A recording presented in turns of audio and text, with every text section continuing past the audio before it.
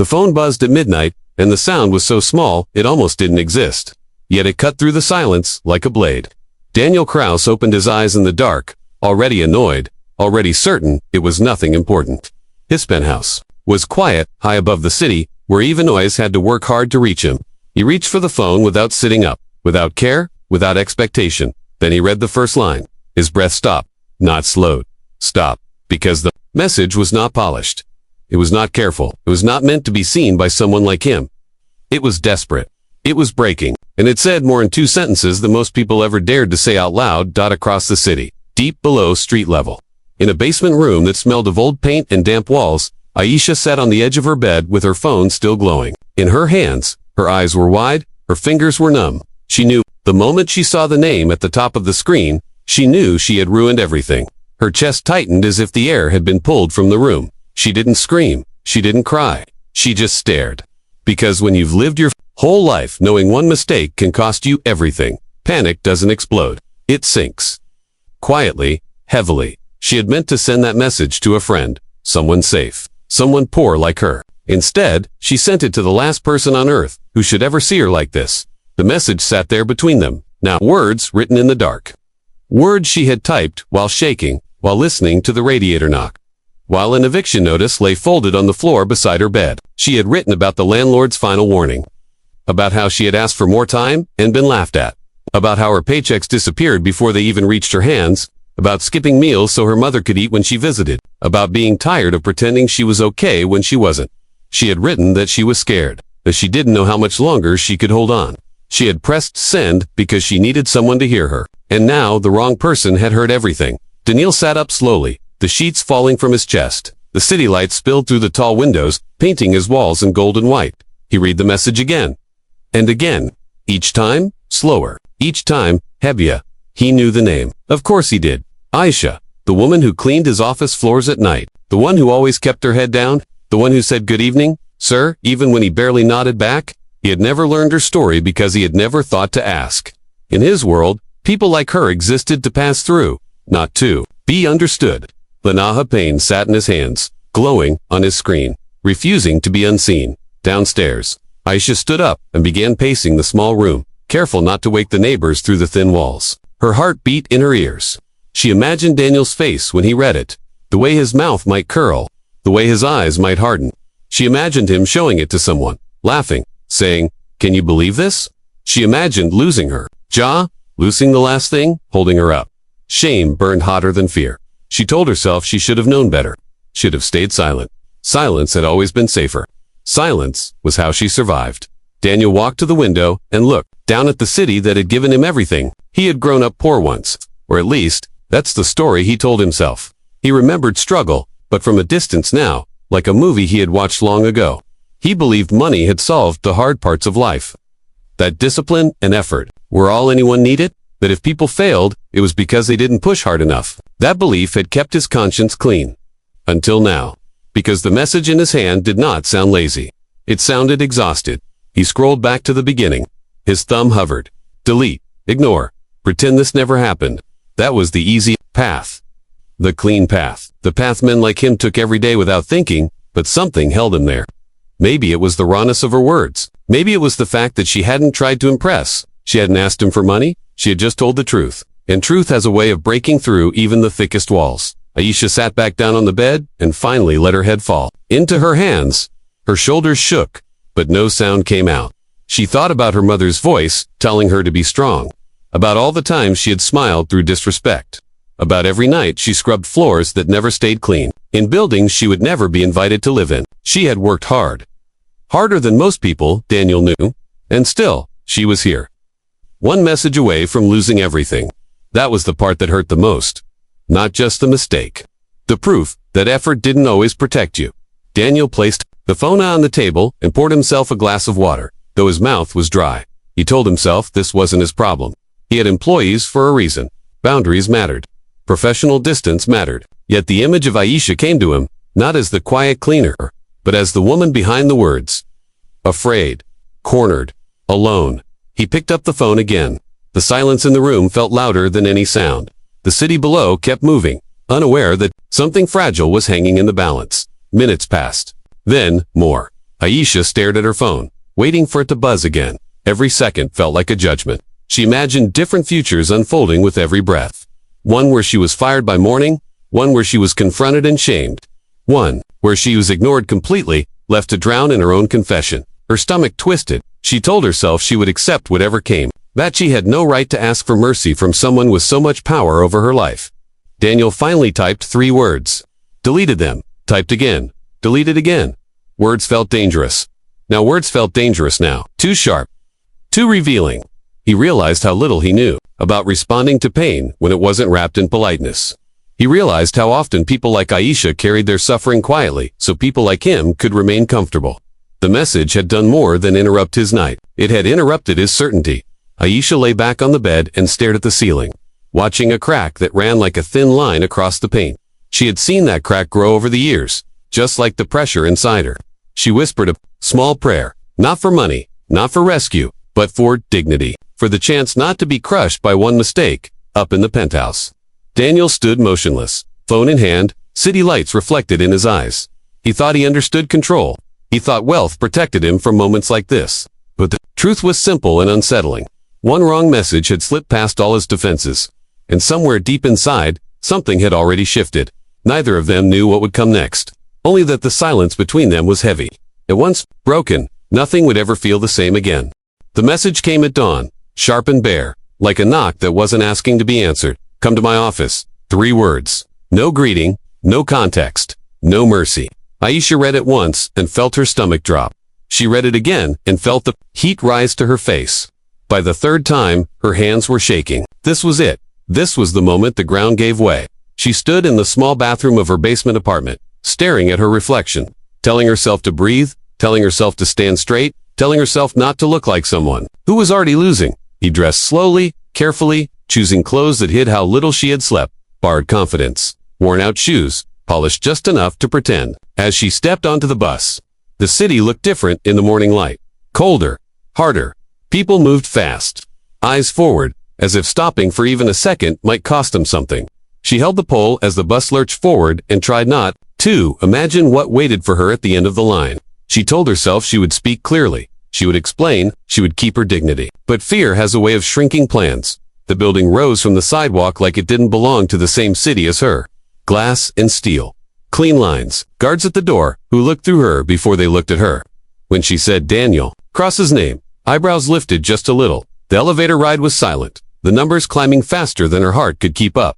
Each floor felt like another reminder of how far apart their worlds were. By the time the doors opened, her mouth was dry. Inside the office, conversations slowed, then stopped. She felt it before she saw it. Heads turning, eyes measuring, whispers beginning before she passed. She walked forward anyway, shoulders tight, steps careful.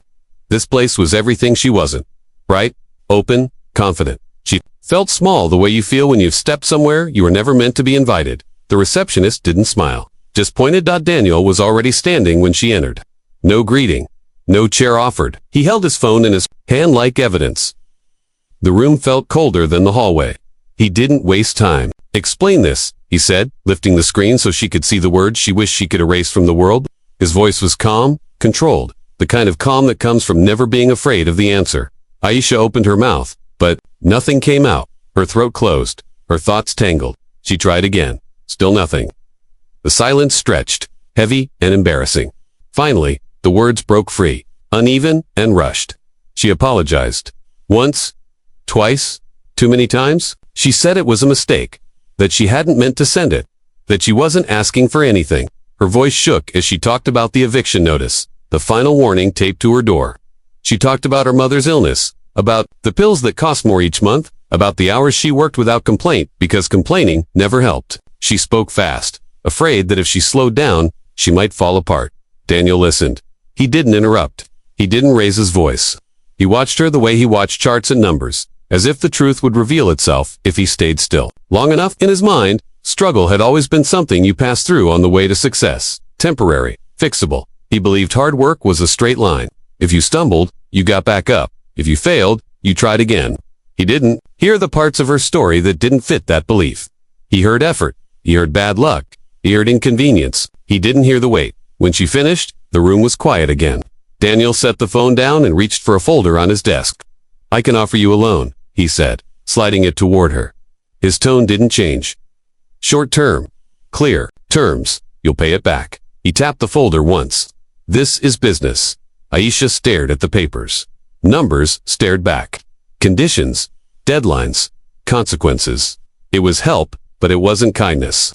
It was a rope, tight and controlled. Offered from above, she understood the message without him saying it.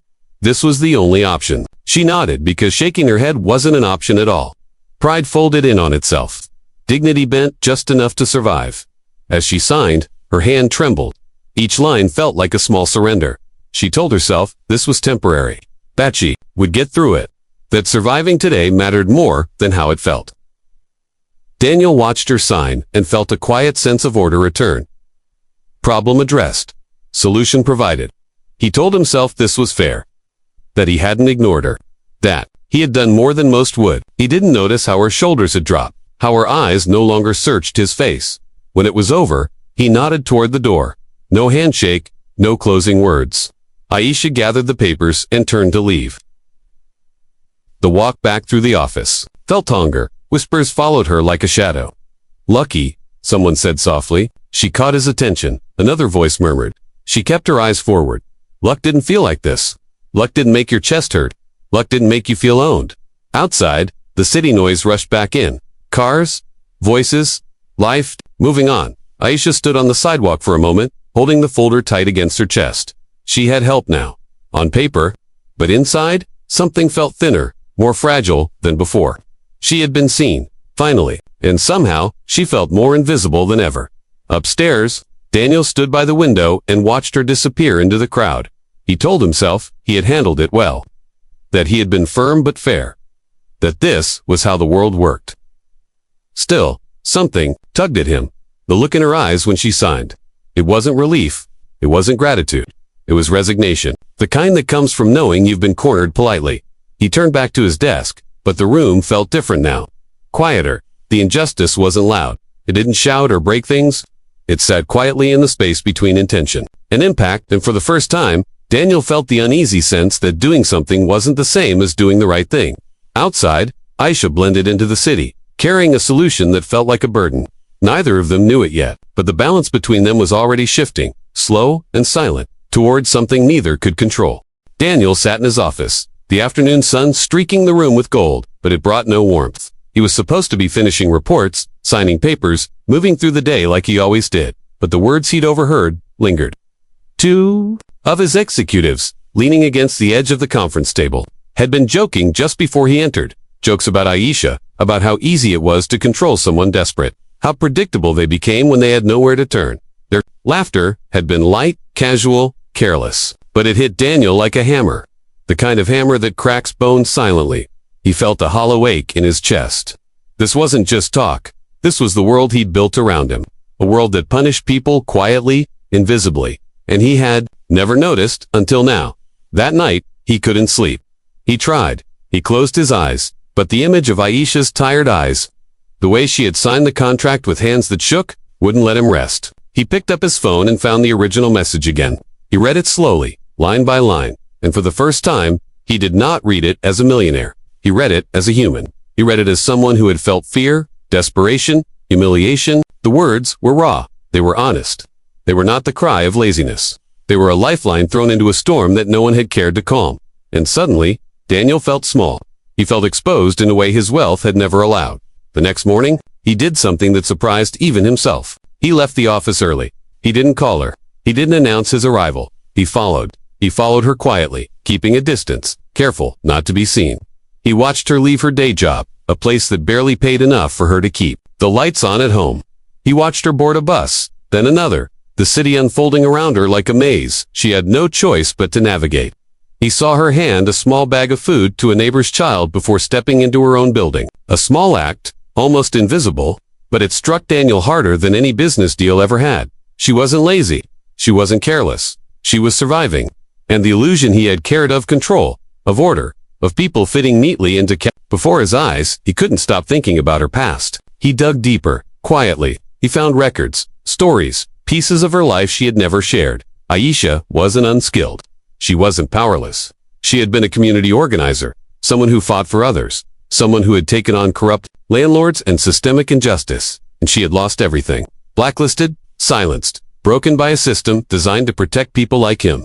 Each revelation chipped away at Daniel's sense of certainty. He had always assumed she was quiet because she accepted her place. Now he saw the truth. She had survived countless battles and never lost her integrity. She had been forced into silence, not by choice, but by design. The weight of it pressed on him. Daniel felt shame that didn't fit neatly into his usual life. Shame that didn't come with a solution. That night, he lay awake again, thinking about the difference between helping someone and controlling them, between charity and respect, between paper contracts and human dignity. He realized he had never understood the words desperate or cornered. He had seen people like her as problems to be managed, not lives to be understood. The next morning, he called her, not with the cold, clipped tone he had used before, not with the authority of money dictating terms. This time, his voice was quieter, steady, human. "Aisha, come to my office," he said, but it was different. No command, no judgment, just an invitation. When she arrived, he tore up the contract in front of her. Not gently, not ceremoniously. He tore it because he wanted her to see that it was meaningless, that whatever power he held could no longer be wielded over her. He didn't offer excuses. He didn't ask for forgiveness with words. He acted, and in that action, he apologized more sincerely than any sentence could ever express.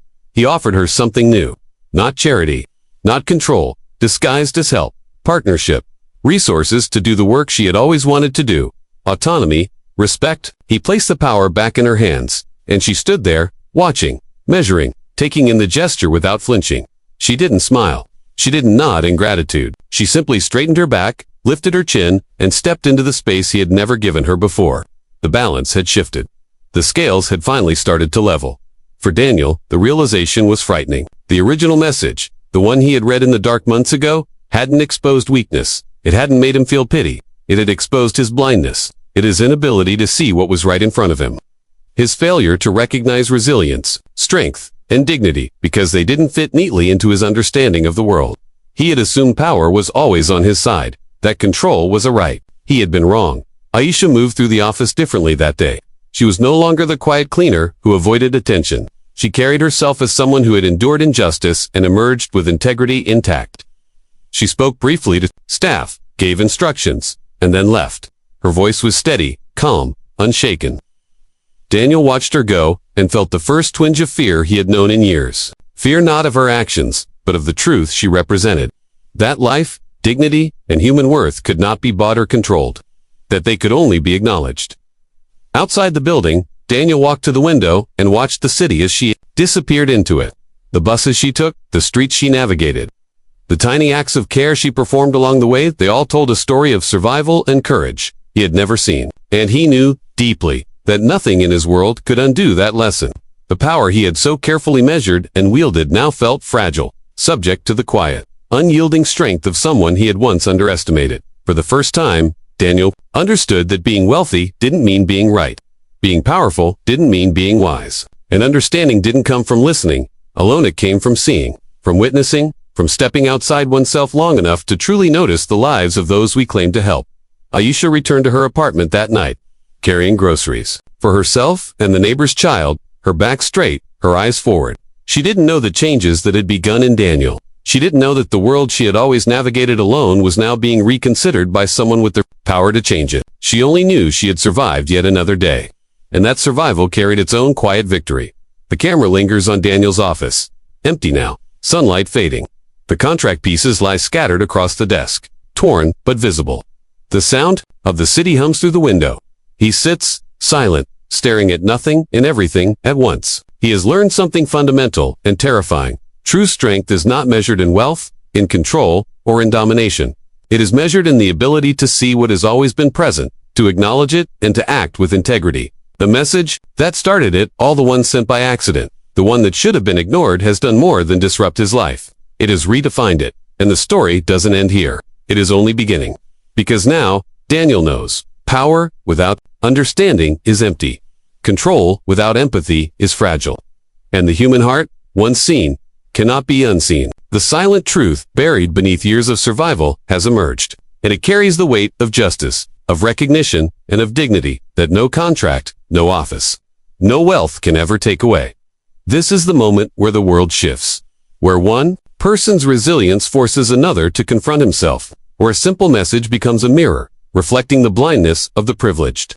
And the lesson is clear. Sometimes the truth doesn't scream. Sometimes it whispers. And when we choose to hear it, it changes everything. Months had passed, and the office felt different. The sharp edges of glass and steel no longer cut the way they once had. Sunlight spilled across the floors with a softer warmth, catching in the dust motes that danced like tiny golden specks. Daniel noticed it first thing in the morning, the way the space no longer seemed designed just to remind him of control. The chairs, the desks, the art on the walls, they were all the same, but the energy had shifted. He had changed too. He hadn't realized it at first. The slow creeping of humility. The way his chest tightened when he thought about the way he had treated Aisha. There were no contracts on his desk that held weight over anyone's life anymore. Only possibilities. And he wasn't sure if he liked the feeling. Aisha walked into that same office, but she carried herself differently now. There was a light in her eyes that wasn't gratitude. It wasn't relief. It was truth. She had started a foundation months earlier, quietly, without announcement, supporting families trapped in the same cycle she had survived. Families who had been silenced, overlooked, dismissed. She spoke at meetings, at public gatherings, at city halls, and people listened, not because Daniel had pushed her forward, not because he had provided funding, not because he had arranged her schedule or polished her image. They listened because of her. Her voice carried the weight of reality. Her words carried the rhythm of lived experience. She spoke for the ones who had no platform, the ones who had been told, "This is how it is. Accept it." And the world, for once, paused to hear her. Daniel sat at the back during her first major speech. He didn't take notes. He didn't record. He didn't plan his questions. He simply watched, silent, humbled. He saw her stand at the podium, her posture tall, shoulders firm, chin lifted. She spoke of struggle, of hunger, of nights spent balancing survival and pride. She spoke of broken systems, corrupt landlords, a city that looked the other way while people suffered. And she spoke of hope. Not the kind sold in advertisements or whispered in boardrooms, but hope that comes from the act of standing, of telling your truth, of reclaiming dignity that had been denied. Daniel realized that no wealth could have taught him what she carried inside her. No business degree could have measured the courage it took to speak after everything she had endured. He felt, for the first time, the weight of his own ignorance. Afterwards, he approached her. He didn't offer congratulations. He didn't make excuses for his past behavior. He simply said, "Thank you." Aisha's eyes met his. She didn't smile. She didn't extend her hand immediately. She nodded once, softly.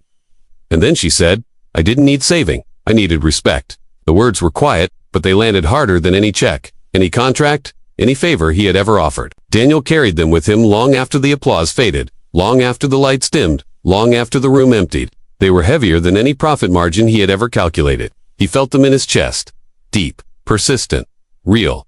They wouldn't leave. They shouldn't leave. The city outside hadn't changed. The streets were still crowded. The landlords still greedy. The systems still imperfect. Inequality still existed in every corner. But inside that office, inside that moment, one relationship had transformed. Daniel had been taught, gently and firmly, that wealth without empathy is nothing but poverty of the soul. He had been shown that power, when wielded without seeing, only blinds. He had been reminded that control is meaningless when dignity is lost. Aisha had reclaimed hers, and that reclamation could not be taken away again. It could not be sold. It could not be ignored. It could not be silenced. Aisha returned to her foundation, to her work, to her mission. She met with families, visited homes, listened to children, spoke to neighbors. She organized. She planned. She empowered. Every small act was a victory. Every family she helped was proof that dignity, once recognized and reclaimed, could reshape the lives of countless others. Daniel occasionally stopped by, quietly, offering advice only when asked, observing more than intervening.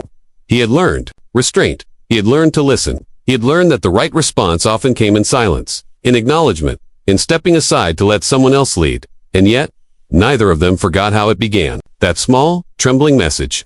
The words that had slipped past fear and hesitation, words that had revealed truth neither of them could ignore.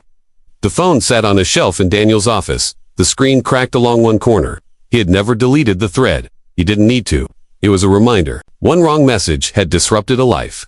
One right awakening had transformed that small act. Accidental and unpolished. Had done what years of strategy, money, and planning never could. It had cut through pretense and revealed what mattered.